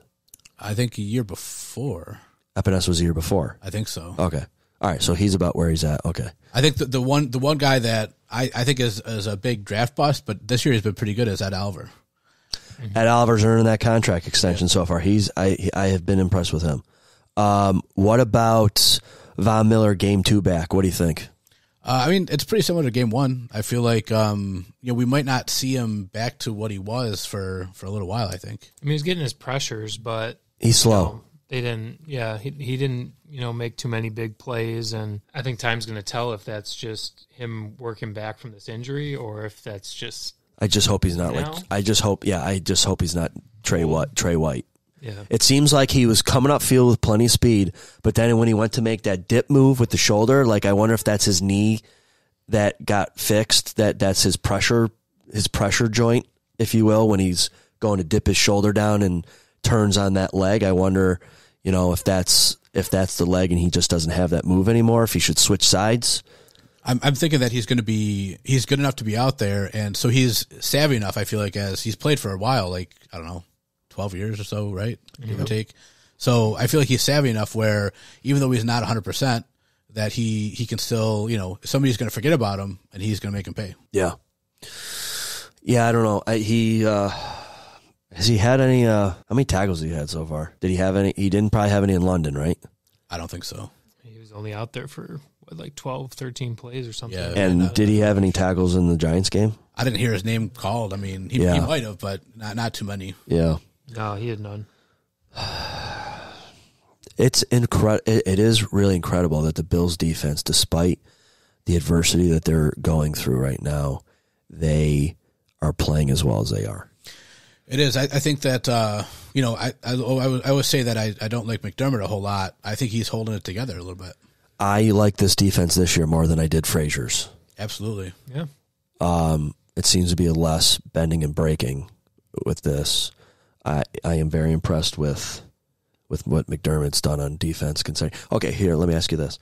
Because the Bills have played Jaguars and the Giants, two teams that aren't like offensive powerhouses. If they were to play Miami right now, what would that look like, do you think? Do you think it'd be flip-flop of what we did to them? They would probably do to us because they've got all that speed? And I think it would be... Well, since then we've lost Milano and Trey White. And Jones. And Daquan Jones. I bet you it would be a different outcome, especially if our offense is not throwing up points.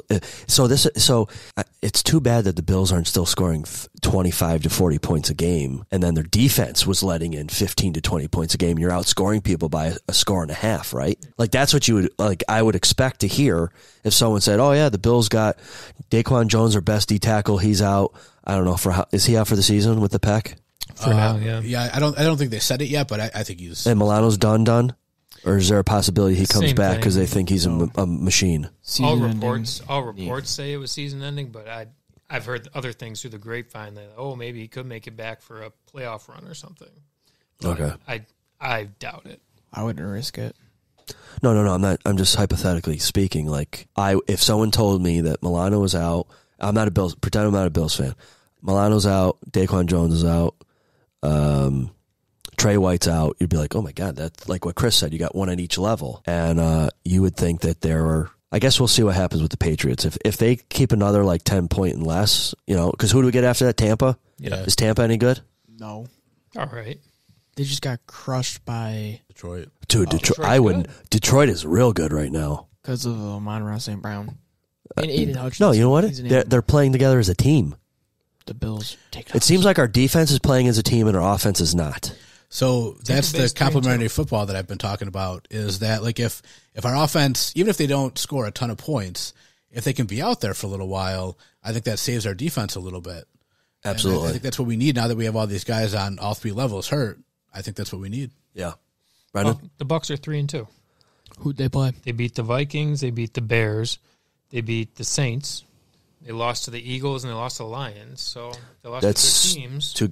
Okay. So they're no slouch. Yeah. Can't take them away. And we get them on a prime. Do we have stats on Probably better than the Giants? Do we have stats on how the Bills have fared on primetime games when Josh has been our starter? Do you have that, Dennis? They're 5-0 in the McDermott era on Sunday night. I don't know about primetime as a whole, but on Sunday night they're 5-0 under McDermott. That's a good stat. I'd like to see what they are on Thursday nights. Of course, we probably haven't played a lot of Thursday nights in the McDermott era. Yeah, I think we only played one last year. I know one this year, I think. Okay. 2 last year. Okay. I'm just going down my list of notes here. Kyle Allen did make a quick appearance because of a possible concussion protocol moment for Josh Allen, which was, I believe, the same play that the shoulder, right? Isn't that where he got chucked to the ground? I think so, because they were wondering which reason they were going under there. They kept saying that the spotter called them out, but it was probably both. We got to mention the sponsors. The back-breaking Dugzik play of the game. What do you guys... I have an idea of what I think. What do you guys think? Let's see if we have the same thing. Well, I think that it would be the Giants kind of flubbing it a little bit at the end of the halftime. Right before halftime, at the end of the first half. By them not getting any points at all, I mean, they were on the 1 yard line. If not closer. Yeah, and I thought they were going to get a touchdown. And So what? So let's just tell the people that maybe not seen that play. There's approximately 20 seconds, 15 seconds on the clock. Yeah, the Giants decide to run the ball with Saquon Barkley. No timeouts. No timeouts. They run the ball, and the Bills did what they were supposed to do. They prevented him from going in. They stuffed him, and then they kind of held him down for a second or two. That's what you're supposed to do. It's the oldest trick in the book. Oldest trick in the book. If you ain't trying, you ain't. If you ain't cheating, you ain't trying. Not that that's cheating or anything, but. But Tyrod Taylor supposedly had called the wrong play than what he was supposed to call. I would assume he was probably going to try a quick pass, because then if it was incomplete, they'd have another play to try or kick a field goal, and they didn't do either. So who is that on? Is that on Tyrod or is that on Dable? I think it's probably on Tyrod, I would think, because, I mean, being the backup quarterback, I think that was the one play that showed. I feel like. So I think that, Dayball, called something and he checked to a run, which, wasn't real smart, not having a timeout. You gotta pass there. You can't run it. You gotta take a shot at the end zone. If it doesn't work out, you get 3 points. Absolutely. And then if they get any points there at all, I think that kind of changes the game. Well, they went in 6-0, or was that 9-0 at that point? No, just 6. So then it would have been 9-0, possibly 13-ish nothing. And we know the Bills, as Sean says, we can't play from behind too well lately. So that wouldn't have been good. Okay, so we got New England coming. On paper, not very good. It is a divisional rival. It is the Patriots. There's a lot of history there. I would like to hope that Josh Allen's going to have a nice bounce back game. I expect the defense to do the same. Hopefully, keep the Patriots to 14 or less, and hopefully we can put up quite a few points this week. Oh, I was just going to say the Patriots defense is pretty good though. So I see something pretty close. Okay, kind of either way. So 27-9 might not. All right. I mean, I would say more like 21-20 Buffalo, but 21-20. Okay. Yeah. All right. All right. So the Duds of Chiropractic backbreaker play of the game is Tyrod Taylor muffing it on the goal line, or it could be at the end of the game where, if you saw it, pass interference definitely could have got called 2 plays in a row, because they called on the first shot, right, and they had another shot, and then or whatever happened, and time ran out.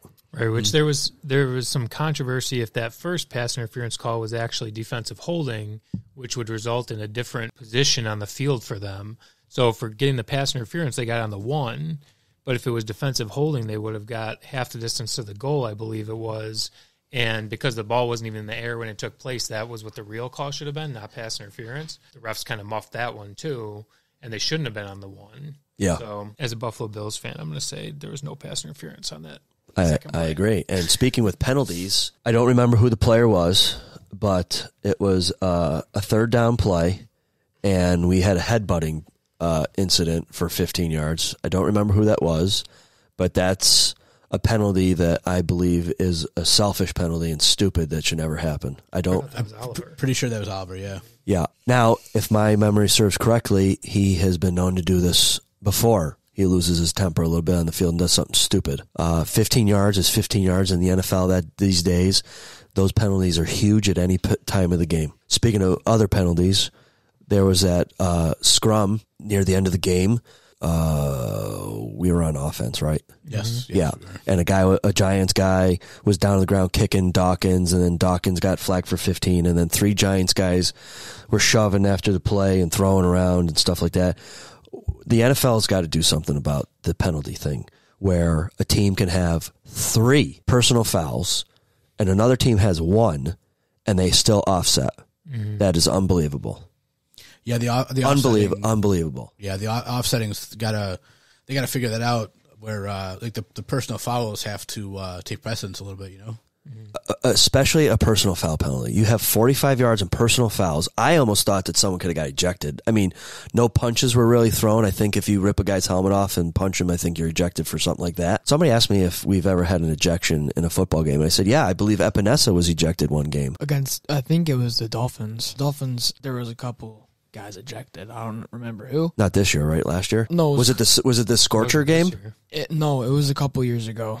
I remember Kiko Alonso got ejected. Oh, because he head-to-head contacted Josh Allen like twice, right? Yeah, and then that was like his 6th for the season. Oh, and yeah. then, So he's a headhunter. Oh, yeah. Yeah, I could see like if you had offsiding penalties where you had offsides and like a holding and a man downfield or, some stuff like that, I could see like offsetting, but the personal foul penalty should not be offsetting. It should have been 30 yards net penalty gain for the Bills. Speaking of that play, I kind of liked what Josh Allen did. I like how he kind of got in there. I think he caught a lot of flack for he definitely he blasted a guy. But we're talking about his fire here. I think that kind of shows it that he wants to get in there. He wants to do stuff. Refresh my memory. Who scored our first touchdown to save another statistic against the Bills about going when the last time or how many games it's been since the Bills were shut out for 3 quarters? Is that Morrison Hardy? Hardy got the Hardy. First one. I think we could assign him the Empire towing and recovery play of that game from having us become another statistic. That was finally they get the ball in the end zone in the 4th quarter. Oh my God, took forever. Which that's one of those plays that we've been talking about, swinging him out wide like that, kind of not in the backfield, but on the side there. I think that's one of those plays that we kind of make work and little misdirection, and it wasn't even close. I mean, he yeah, that is a play that they could run anywhere on the field, and they should start. That is that Kansas City kind of Bieniemy play calling that we saw a lot of last year that they should be running right now. Mm-hmm. You got the athletes on this team. You have a dynamic offense, and you're not utilizing them. It's sad. Yep. You got position players everywhere, and all you're doing is digs. Well, you get it out wide like that. You never know what happens. Like somebody slips, anything can happen. And and especially on this turf that everyone hates playing on, everybody's slipping all over the place. Yeah.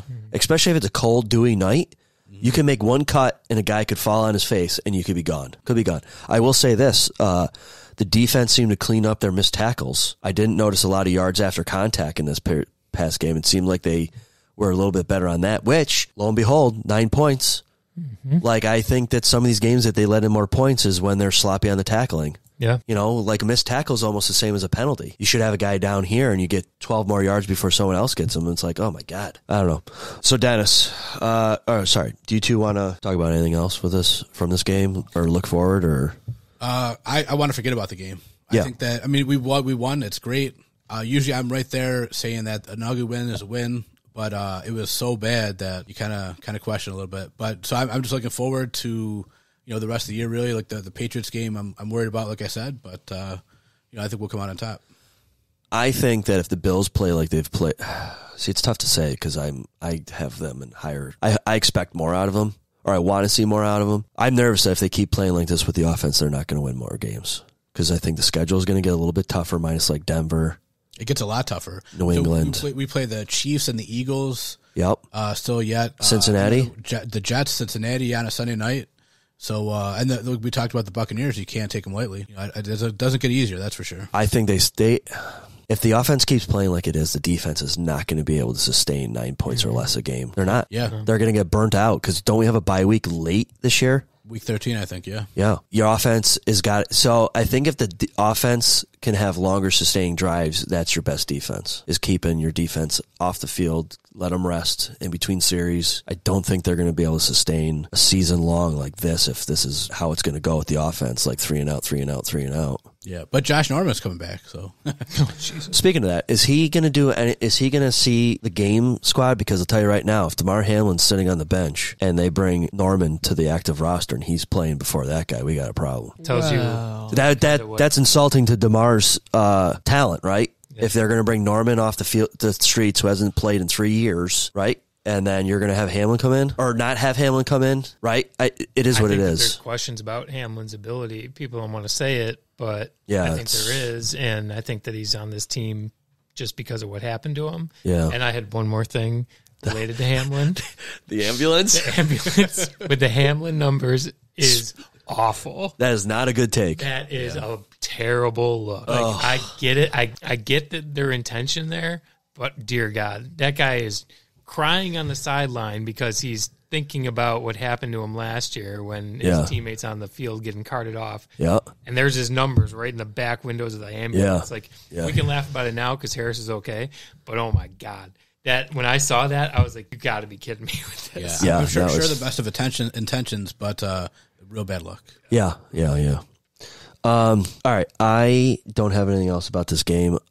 Just look forward to the next game. Are you two ready to move on to a couple predictions? And then I have like 3 random comments or questions to. Sure. Yeah. Yes.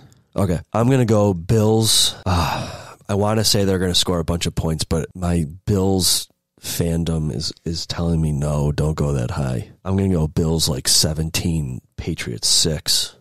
I feel the same way. I'm very resistant to saying that the offense is going to have a bounce back game for a number of reasons. One, what they've shown the past 2 weeks, and the fact that it's Belichick. I do think the defense is able to hold off Mac Jones and the intimidation that he brings. I think I'm going to say Bills 20, New England 6. I think they keep them out of the end zone again. Okay. I think 21-20 Bills. I think it'll be close, and I would love to have the Bills. Give me my favorite kind of burger, the 50 burger, but I don't see those that. are tasty. Yeah, those are. But they don't happen a lot, so that's why they're so good. I think. Yeah. So, Kellen. I think the Bills will have 24 points, and I think the Patriots will have about 9. All right, sounds good. That's a Sunday 1:00 game in Foxborough. I listened to. If you've listened to last week, I think a listener suggested that there should be a new game while you listen to the podcast, and every time your host Kyle says you have to take a shot. It was pretty bad. Sorry, I don't know. I tried to pay for my Uber home. Yeah. I listened to what's that? One shot. One shot. One shot. One shot. You said it. Oh, okay. All right. Funny. Another question. I don't even know why I'm going to ask it, but Dennis, I'll go around to you two. Kellen, you're too young to answer this question, I think. Top 5 SNL cast members of all time. Your top 5 favorite. My top 5 favorites. I think you got to go number 1, Chris Farley for me. Love everything he does. Yeah. SNL or not, Tommy Boy, everything. Then you got Adam Sandler, David Spade, of course. You got Phil Hartman. Oh, yeah. And then got to find an old one. Chevy Chase was pretty good back in the day. Yeah. Some of those reruns. Yeah. That's a good list. It's a good list. Brendan. I don't know if I can come up with 5. Some of them I don't know if they're actually like cast members or not, or if they just kind of made like short stints. But I definitely want to say Farley and Sandler. I think that those guys were great. What's his name that did the news? Kevin Nealon. Oh, Kevin he's Nealon. funny. Yeah, I like he's funny. Kevin Nealon. Yeah, he's good. And was Norm Macdonald a permanent fixture? I like Norm Macdonald. Yeah. And then who's the guy? The guy from Lonely Island. Adam Sandberg. Yeah, was he like a no? Sorry, SNL guy? Andy Sandberg. Andy Sandberg. Was he like a permanent fixture? Because isn't that where like the Dick in the Box and all that came from? Like him. I and think I think so. Yeah, because those are the ones that I like, the good songs that they come up with. That was funny. All right, my turn. Okay, let's hear it. So I'd probably put Farley up there. Okay. Adam Sandler. Okay, so far you're just taking guys off their list so far. No. Okay. Adam Sandler, he's just a great actor in general. Yeah. David Spade. Also. Yeah. Piggybacks onto Adam Sandler. And then the last one, the only one I know, Pete Davidson. Now he's off the show now, right? Oh, I have no idea. He came back to host last week. The first one last week, but he's off as a cast member. Yeah. I asked this question because I listened to David Spade and Dana Carvey's Fly on the Wall podcast, and they traditionally only have former or current SNL cast members on the show, so it's kind of funny. I stopped watching SNL, I don't know what year, but like Will Ferrell, Dan Aykroyd, Murray, Chevy, Belushi, and Eddie Murphy as Gumby was funny. Yeah. Steve Martin Short, and then like Will Ferrell. I already said him, didn't I? Yeah. You did. That's how much I liked him. He was good. Celebrity Jeopardy is so good. Oh, yeah. Phil Hartman was amazing too. He was a talented man. My other question is anybody watching any good shows they want to talk about and share? Alicia and I just started a new one called Lessons in Chemistry. It's on Apple TV. Oh, is that good? Brie Larson and Bill Pullman's son are the two main characters, and it's a really good show. 2-3 episodes. And I also really enjoy watching Only Murders in the Building. My wife does not care for that show. I like that show a lot. Yeah, we watch it, and Martin Short and Steve Martin, great pair, great together. Yeah. Oh yeah, they're great, and they have plenty of good cameos on that show too. Yeah. Another show that it's my absolute favorite that's over, and it's sad that they're not doing any more shows, is Ted Lasso. Bingo. Yeah. Absolutely love that show. Yeah, Ted Lasso was great. I mean, the great quotes, everything. Oh, Roy Kent. Yeah, Roy Kent was great. He's probably my favorite. Yeah, the whole thing. Yeah, I'm working my way through that one. I'm having a hard time getting into it, actually. To Ted Lasso? Yeah, I don't know why. Like, I watched like a couple, and then I'm like, I can take it or leave it. Maybe it's because I'm not a big soccer you still guy. Yeah, but I hate. Okay, so traditionally not a soccer fan. I have to watch the soccer games, right? And I started watching Ted Lasso. I love watching World Cup soccer because of that show. World Cup soccer is just different. Professional soccer, like I'm not watching MLS or anything like that, but no, but like World Cup soccer is like more entertaining to watch than like a regular club play. Like if you're to watch Manchester United. I'm just saying soccer. I like watching soccer. You know, the World Cup was a really great finale this year with Mbappe and Messi or whatever his name is. Friend's house for like 6 extra hours. Yeah. Yeah, I love Ted Lasso. Yeah. We're trying to get into it. I'll probably watch it eventually. And then I can't wait for Stranger Things season 5 or whatever. There's 6 to come out. When's that coming out? Next year. I think we're probably like a year away. Yeah. 9 months, something like that. Yeah. You didn't finish that, right? No, my family took off on me for that. Like my problem is I'll like start to watch something and then I'll just say, you know what? I'm just gonna watch The Office for 6 hours. Like I can just watch it any time. But I'll tell you what I've watched probably 2 or 3 times over and over is Letterkenny. If you never watched Letterkenny, that is pretty funny. That show is awesome. I believe one-liners are really good. Great one-liners in that one. Is that the Canadian Trailer Park Boys or something? Not necessarily. It is a Canadian show. Corey loves that show. Yeah. He should have been on here. You guys could have had a Letterkenny session. Yeah, it was pretty good. There's a spin-off too called Shoresy. That's a spin-off. Shoresy. The new one's coming out. Yeah, soon. F you, Shoresy. Well, they have 3 episodes out already. Oh, do they? Yeah. That's really those. good. That's a good spin-off of that one. But it just sucks that there's 15 streaming platforms that you have to subscribe to watch all these different shows. Yeah. Well, you just got to get the right streaming. You want to plug it? Too. No. That's an off the mic discussion. And make sure you have Bitcoin available. One that I just finished watching was the Fall of the House of Usher on Netflix. It was pretty good. It was kind of a horror type show, but it was a little smarter than that. Edgar Allan Poe they took a lot from Edgar Allan Poe with it, so it was pretty good. Does that have to do with Usher? Or no? No Usher song. Sorry for all the Usher fans out there, but no, he was not in there. I mean, that could apply, I would think, the Fall of Usher. Yeah, I mean... Although, isn't he the Super Bowl halftime show as Usher this year? I thought I heard that. I think so. Yeah. I'm pretty sure it is.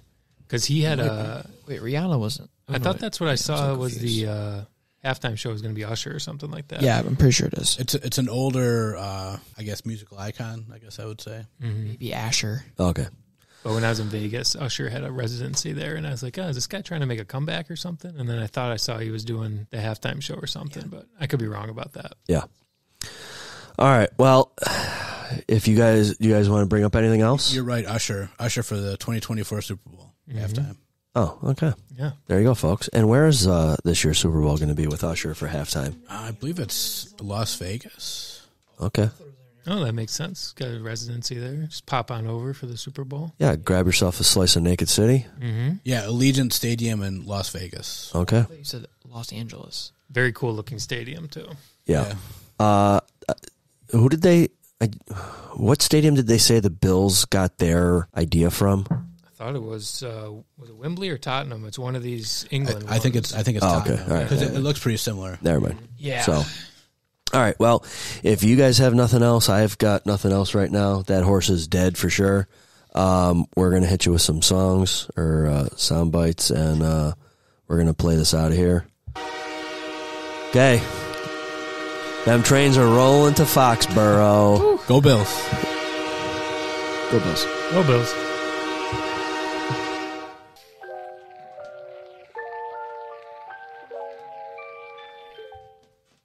All right. And thank you, folks, for staying to the end of this long episode. It was a little different. We had people showing up late, people leaving early, people wanting ice cream. And thank you to Doug's Chiropractic for sponsoring today's pizzas. Thank God, because Naked City did not give me my refund or the difference in the sale price today. So thank you for sponsoring our pizzas. Thank you again to Adam at Empire Towing and Recovery for staying on as a sponsor and helping out with the equipment that you hear us on. And thank you very much, folks, and we'll catch you next week, probably Sunday night or Monday. All right. See ya. If you're a professional football team, you got to get 1 yard. They passed it. It wasn't interference. You're not going to get it twice. You're just not going to get the referees never make it out of Buffalo. They would never make it out of Buffalo live. Yeah. All right, we're good. Yeah. Try to be within 6 inches. Okay.